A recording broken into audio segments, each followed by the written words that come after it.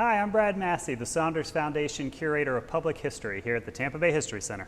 And 6 feet away, I am Rodney Kite-Powell, the Director of the Touch and Map Library here at the History Center. So it's a pleasure to be here with you today. We tried to do this, as you know, Rodney, last week, but then something happened. I'm not sure what happened, but what's your guess? Some nefarious circumstances. I think, talk about the mob, people want to shut you up. If it's not pulling the audio, it's putting a horse head in your bed. Yeah, absolutely. So, but we're daredevils. So we're going back at it again. We're going to take another shot at it. And what we're going to talk about today is crime and vice in Tampa. And what we're going to do, Rodney, as you know, is tell the long story, because this is the Tampa Bay History Center, so we like to give you the broad view of things. Yeah. So with that in mind, you know, when you think about organized crime or vice in general here in Tampa, a lot of people think about Prohibition, right? And you think about the mid-20th century. Yeah. But there was vice and crime here in Tampa long before the 20th century. So when we think about the long history, where should we start, Rodney? Where's a good place to pick it up? So, you know, without a doubt, there had to have been vice and crime and things like that among the early Native Americans or the early European explorers, but that's not very documented very well. So we start with where it's documented well, and that's FortBrooke. And so FortBrooke started in 1824, and January of 1824, and I'm sure sometime in late January there was the first dice game, or worse, some of the things that you kind of found out about FortBrooke. There were some pretty interesting things going on. Yeah, FortBrooke is really interesting. So it gets founded as a Seminole War military installation, kind of anticipation of the Second Seminole War. And Colonel Brooke comes down here and he has a small contingent of soldiers. And what he finds out immediately is he's got a problem. And one of his big problems is illegal liquor sales. Yeah. And by 1828, he's writing in his journal, oh my God, you know, I have illegal liquor sales. I have people selling liquor to the soldiers. I have people selling alcohol to local Indian groups. And I also have a prostitution problem. Yeah. And what happens was, historians believe, is you see prostitutes that establish businesses along the Hillsborough River.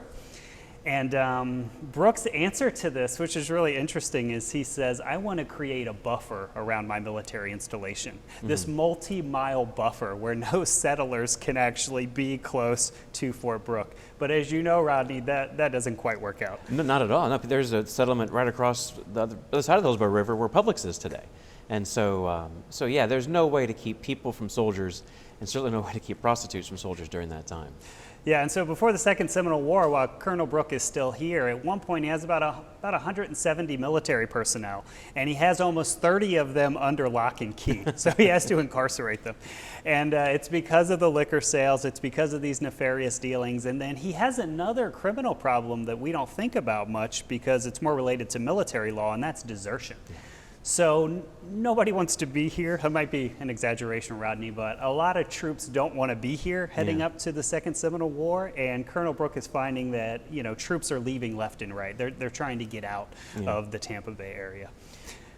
Yeah, I was going to say that the Second Seminole War, you kind of fast forward a little bit after Brooke was gone, but when FortBrooke was the headquarters for the Second Seminole War, that war has been compared by historians to the Vietnam War. So many of the problems, desertion, unhappy soldiers, and then the vice side of things, so gambling, drunkenness, you know, former Vietnam, you know, drug use, and then prostitution. Those are all major problems that affected the Army, not just in the 1960s, but certainly here in FortBrooke in the 1830s and 1840s. Yeah, it goes way back. And speaking about narcotics, we're going to pick up with that in a second, but before we get there, Colonel Brooke leaves the scene, not very happy here. He wants to be transitioned out, which he is. New military leadership comes in, doesn't care too much about, you know, the illegal liquor sales, you know, just trying to focus on other things. And then the Second Seminole War comes and goes, but then there still continues to be problems with crime in the 1850s. We see a gambling house that gets created. I think it's 37 people are brought up on criminal indictments that are tied to this gambling house. And, you know, when we think about saloons and gambling houses, it's not just drinking, but these places are running prostitution rings, they're running fraudulent card games, and all these other things. So we still continue to see these problems in the 1850s. And I guess my question to you is, Rodney, is what is Tampa like in the 1850s that's allowing these certain criminal enterprises to continue? Well, the biggest thing is Tampa is very small. The city of Tampa is incorporated in 1855, and it was just an offshoot of the military fort. It just grew at the northern edge of the fort. And really, the fort was the main economy. and so both in a legal and an extra legal way. And so you had these sutlers who were selling things to the soldiers, but you also had people providing alcohol and gambling dens and things like that to them as well. And your number of 37 people under indictment during that time period, there aren't but 400 people here to begin with. And so that's almost 10% of the population has been wrapped up in some big criminal scheme. Yeah. And that just shows, basically it was the Wild West. So all the movies people see about the Wild West and the Westerns and the saloons, that was happening here in Florida and here in Tampa before it was happening out west. And so kind of the whole idea that people have of the Wild Wild West, it was really the Wild Wild South. But then let's get more into the modern era, and we have a couple things here that we're going to talk about in a second, so we can tell the good people, get them excited about our show and tell today. Yeah, exactly. But things are going to change, right, in the Gilded Age, because Tampa's going to change. Yeah. So, what changes does Tampa go through, and how does it change Tampa's vice and crime landscape? Well, so growth, kind of the one word that symbolizes Tampa during that time period. The railroad, the cigar industry, phosphate, and that's probably another whole thing to talk about but crime and vice and the phosphate camps, which had to be prevalent. But just the fact that you have new territory, you have a lot of people coming in, and you have an immigrant population that comes in to work in the cigar factories, but also they're bringing some of their own games. And so Bolita, we'll talk about that in a little bit, was one of those games that really was entrenched in Tampa.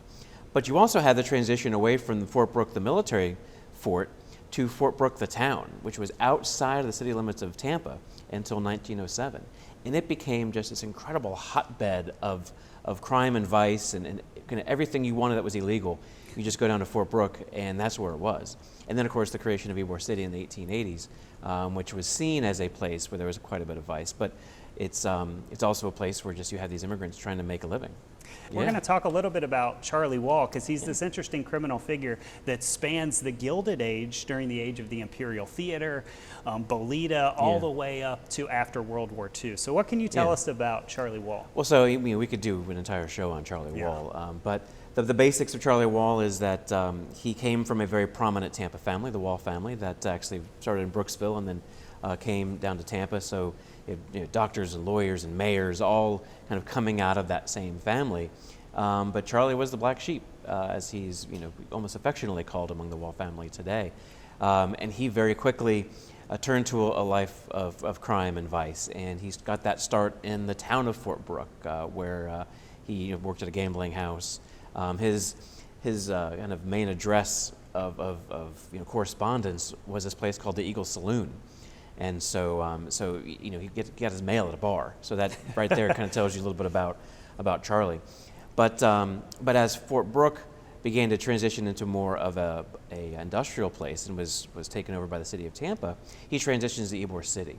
And one of the biggest things about Wall is in 1910, during a major cigar workers' strike, he funds a soup kitchen. And even though he's an Anglo and seen as an outsider to Ybor City, though he's of course Tampa guy, he really ingratiates himself among the Latin community, supporting them during the strike. But he maintains the connections he has with the Anglo power structure. And so he becomes this great bridge between the Anglo power structure, which runs the government and the police force, and the Latins, who he can make a lot of money from, and with Bolita, with narcotics, with all kinds of other things, beginning really the early 20th century. He lives in Ybor City and eventually dies in Ybor City. Yeah, and you talk about this bridge, and I love that metaphor, because the bridge is literally sitting here on the table. Yes. Well, I guess not literally, but figuratively. Yeah, figuratively, yeah. And that's Bolita. Yeah. And Bolita's going to be this reveal game. What this is to people. Yeah, let's reveal to the good people. Yeah. What Bolita's going to be is this basically a lottery game. Mm-hmm. And so Bolita is going to be profitable for people like Charlie Wall. It's going to be profitable for the Tampa Police Department. It's going to be profitable to saloon owners. You talked about the Eagle, which Charlie Wall used to work at. So Bolita is an important part of Tampa's history. So tell me how it works. I come to Tampa, Rodney. I'm looking to have a good time because that's why you come to Tampa. It used to be called the hellhole on the Gulf Coast by its critics because of its crime and vice. But let's say I want to partake. All right. I show up to the Bolita official, if you will, and I say, I want to buy a ticket and I want to put $100 on, let's say, number 2. How do I go about it? What would I do? Well, first you probably get robbed because you could walk around with $100 in 1910. Yes. But you'd find a Bolita peddler. They wouldn't be carrying the set around, of course, but they would buy a Bolita ticket. You'd pick a number between 1 and 100. And sometimes all these numbers had symbolism to them. And so people who believed in the number symbolism may play a number depending on what happened to them during the day or the week. And so if there was a big fire, they might play the number associated with fire. You might pick your anniversary date or your birthday or one of your kids' birthdays. Any number 1 through 100. And then there'd be the Bolita toss. So all these numbered balls would go into a bag.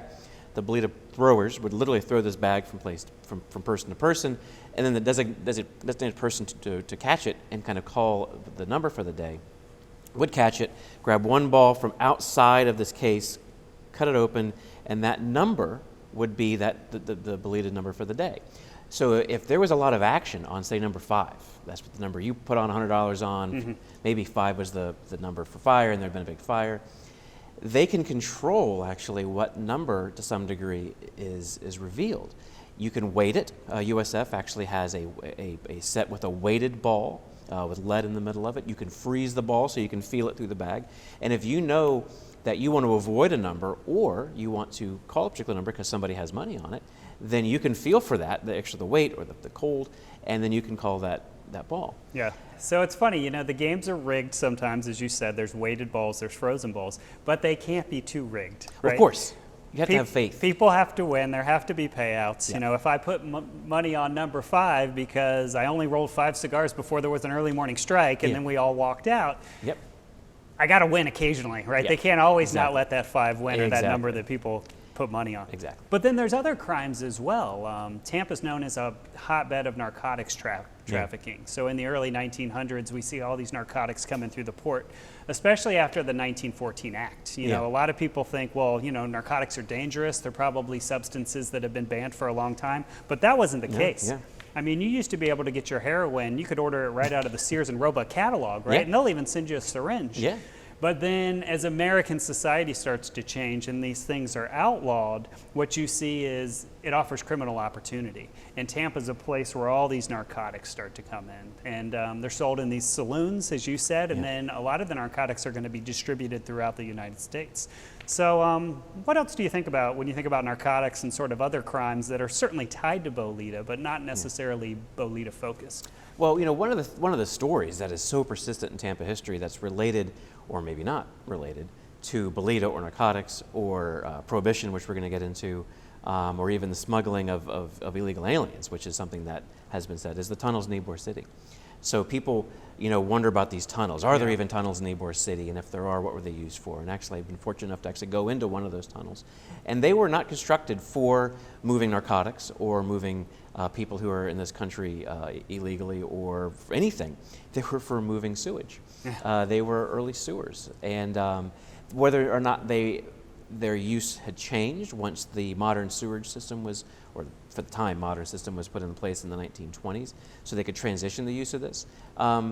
But the reality was you didn't need to really put things literally underground because, again, everybody was on the take. Yeah. And so there's stories about police officers helping bootleggers move alcohol into a bar, particularly local law enforcement, because it's federal law. There were state laws as well, but everybody was getting a piece of the action. And so there was all kinds of illegal activity at that same time. And going back to your point about these tunnels, Gary Mormino, famous historian here locally, he theorized, well, maybe Chinese prostitutes were smuggled in through the tunnels, which is certainly possible. But to your point, do you really need to bother, to use the tunnels? So Tampa, from the FortBrooke days up through Prohibition, continues to be this place where lawlessness often happens, just right out in the open. Yeah. Yeah, let's transition to this. And this is a well-known book. It's known as, or it's entitled Crime in America by the Kaufner. book, Yeah, the Kaufner book. He was a famous senator, and this is a good place to transition to our last segment. He looks at Tampa. He's from Tennessee. He's a Tennessee senator. And he looks at Tampa and other cities throughout the countries, and he says, which ones are the most corrupt? Where's there the most crime and vice? And guess what, ladies and gentlemen? Tampa is one of them. So what happens is he goes and they have hearings at different places throughout the country. And I'll just read out a couple of them to you real quick. One of them, of course, is Tampa, Chicago, Miami, and all these different places, Kansas City. And when he comes to Tampa, Rodney, what does he find, and who are some of the figures that are really important that we haven't talked about yet when it comes to crime and vice in Tampa? Well, so by the 1950s, when Kefauver has started his committee on organized crime, the organized crime in Tampa had really transitioned to more Italian-based, so to speak, organized crime, people of Italian descent. And really the top of that list is always mentioned Santo Trafficante, Sr., and then his son, Santo Trafficante, Jr. And they, to believe the police reports and things, had supplanted the Anglo Mafia, led by Charlie Wall, by the 1950s. Wall was an old man by this time. He'd basically retired. There had been a lot of bloodshed leading up to this time as well, kind of these gangland wars over turf. And the Trafficante-led mob, as the story goes, came to lead the way. And so that's really what Kefauver was looking for. And over our shoulder is this great chart that the FBI put together, and it's called the Mafia Organization in the Tampa, Florida area. And the vast majority of the individuals who are listed here are of Italian descent. And so that was really the level of mob involvement that they were looking for. And that's really the connection between Tampa and Miami, and even Tampa and Chicago and Kansas City. So even though Wall was out of the picture by this point, Kefauver did call, the committee called Wall to testify. And what did he do? Well, Wall does testify. He comes and he basically tells his story, and then he's going to be assassinated. Exactly. And it doesn't happen bang, bang, pardon the pun. Actually, it doesn't have bang, bang. It happens with the knife. That's true. He's actually going going to be stabbed. Yeah. And I'm glad you brought up the details. This book is actually sitting on his nightstand when Charlie Wall is, after he's assassinated, the police show up, and they see this book on his nightstand. And I believe opened up to the page of his testimony. Yes. And so a not so subtle message. Yeah, not so subtle message. So Charlie Wall is going to testify, and then what we see is there's no more crime in Tampa. Yeah, exactly. Everything's cleared up. Yeah, it's magic. Just this episode is over. Yeah. But what will happen then is we see a transition, right? The federal government starts to crack down on organized crime. We have different law enforcement, tools are used that can better control racketeering and some other things that organized crime are involved in. And organized crime certainly doesn't go away, but it starts to leave the consciousness of people in Tampa. And as more people move in, the city starts to change. It's no longer this small cloistered community. So maybe, Rodney, that's a good place where we could hear a little bit of your thoughts and talk about how things have changed, let's say, in the last few decades. And so you're exactly right. The movement of new people into the area that kind of dilutes the pool of people. Bolita becomes much less significant. And because you have also second, third generation people who really aren't interested in doing that. That was stuff what their parents and grandparents did. And you also have voting machines. And so the best way that they were able to affect kind of voting fraud and perpetrate voting fraud was through the stealing of paper ballots and the stuffing of ballot boxes. But when you have mechanized voting machines beginning, I believe, in the 50s, you have a much more clear picture of who really won an election. The story goes that there was, up until voting machines existed, every election had been tainted. Yeah. And so actually, when we talk about the 1935 election, which is, we can do that as a different story. But that, when you were able to take a lot of the fraud out of politics, you also are able to, in a sense, take away a lot of the motivation and a lot of the ability of organized crime to affect that change. Yeah, there used to be an old saying in the pre-Civil War Democratic Party that was vote early, vote often. Exactly. Right? Well, Chicago, I think, did that as well. So, and government corruption, and we talked about there's a tie between Bolita, the local government, and organized crime, and that's probably a good place for us to pick up next time. We could do an episode just on government corruption. Absolutely. And there's a lot of great stuff we didn't talk about, and so we'll just put this out as a teaser. During the Trafficante era, we also have these interesting ties between crime here in Tampa and Havana. Yeah. And so there's all these things, and the government's going to know about what's going on there. So pick it up one more time. Yeah, exactly. That's a great future thing to talk about. Yeah. Well, it's been a pleasure to be with you today, here 6 feet away from my colleague, Rodney Kite-Powell. And we used to do these live, but nefarious forces don't allow us to do that anymore. It's not quite an undisclosed location, but we're running a gun in here. Yeah. But if you have any questions or you'd like to start a conversation with Rodney or myself, please shoot us a message on our social media, and we will answer if we feel like it. Is that correct, Rodney? If the question's of good enough quality. The question is good enough quality. We're getting it. We'll answer any question you'll have. Well, thank you very much, and we will see you next time on History Center from 6 feet away. Thank you.